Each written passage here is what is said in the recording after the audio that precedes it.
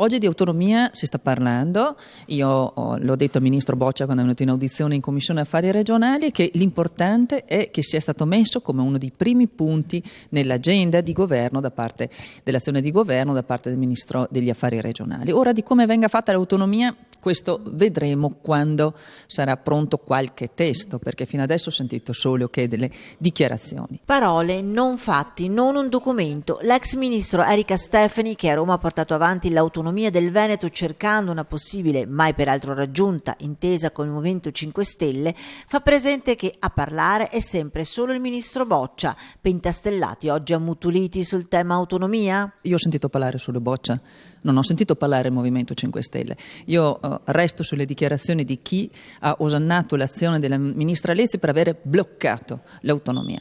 Ecco, dobbiamo prima vedere, si dice una volta fa vedere me cammello. Io voglio vedere prima il cammello e poi si può decidere se ci sarà una proposta seria sull'autonomia, se sarà autonomia, che non siano altre forme di elusione. E poi va all'attacco contro chi sulla vicenda autonomia ha cavalcato la contrapposizione nord-sud. Il problema è di chi ha sollevato un astio fra nord e sud approfittando del tema dell'autonomia, e questo per farne un becero cibo da campagna elettorale.